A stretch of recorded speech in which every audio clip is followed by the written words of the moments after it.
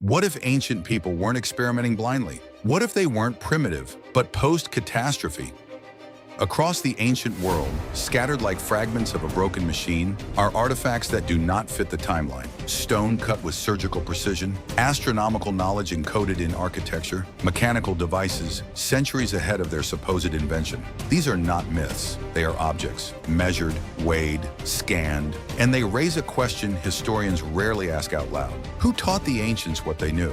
Or perhaps more unsettling, what did they remember? Modern history presents civilization as a straight line. We began as hunter-gatherers. We learned to farm, we formed cities, we invented writing, then mathematics, then machines, a clean ascent. But history is not written by stones. It's written by survivors. Archaeology has a problem because scattered across continents are structures and devices that appear too early, too precise, too informed. And when anomalies appear, they are absorbed quietly into footnotes, dismissed as coincidence, genius outliers, or exaggerated claims. But when anomalies multiply across cultures, we must stop asking how advanced they were and start asking what we're missing. Stone remembers pressure, and ancient stone remembers precision. At the Giza Plateau in Egypt, blocks weighing up to 80 tons sit flush against one another, with tolerances of less than a millimeter. In Peru, at Sacsayhuaman, polygonal stones interlock like molecular structures. No mortar, no gaps, no visible tool marks. At Pumapunku in Bolivia, andesite blocks appear machine-milled, right angles, parallel drill holes, symmetrical grooves. Modern engineers examining these sites have acknowledged something uncomfortable. Some cuts would be extremely difficult to replicate even today, without diamond-tipped saws and advanced measuring tools. Yet the mainstream explanation remains: copper chisels, stone hammers, sheer manpower. But copper is softer than granite, and granite does not yield politely. In the late 19th century, British engineer Flinders Petrie examined drill cores from Egypt. He noted spiral tool marks that implied a drilling speed faster than modern bronze tools should allow. His observation was largely ignored because it didn't fit, dated to around 9,600 BCE, before agriculture, according to conventional models. Göbekli Tepe features massive T-shaped pillars weighing up to 20 tons, carved with intricate animal reliefs, constructed by people who were supposedly nomadic hunter-gatherers. Yet the site required organization, planning, stone shaping, and astronomical alignment. Civilization did not begin simply. It appears to restart. In 1901, sponge divers discovered a shipwreck near the Greek island of Antikythera,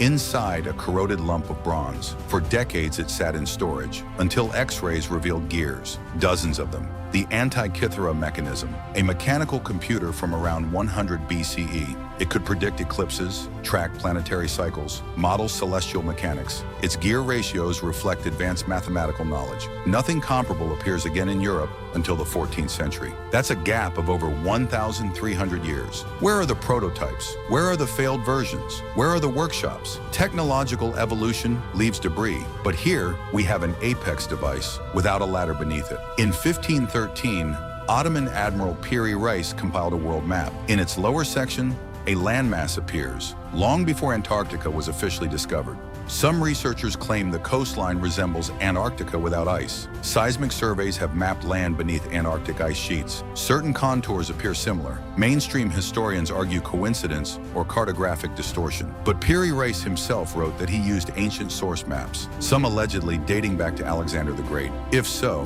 who charted the southern continent and when? Ancient structures are not just visually impressive, they behave strangely. The King's Chamber in the Great Pyramid resonates at specific frequencies. Chichen Itza produces a chirping echo that mimics a sacred bird. Hippogams in Malta amplify human voice unnaturally. Some researchers propose intentional acoustic engineering, not mystical, mechanical. Resonance manipulation, vibration tuning, possibly even therapeutic or consciousness-altering design. Were these temples or were they instruments? This is the most unsettling part. Advanced output usually requires visible infrastructure. Mining operations, tool factories, training phases. Yet in many ancient cases, the finished product appears without evidence of technological ramp-up. One explanation, we're missing evidence. Another, the knowledge predates the surviving civilization. A third, there was a collapse, and survivors carried fragments forward, rebuilding not from innovation, but from memory. Across ancient cultures, stories repeat. After floods or catastrophes, teachers arrive. If lost advanced knowledge once existed,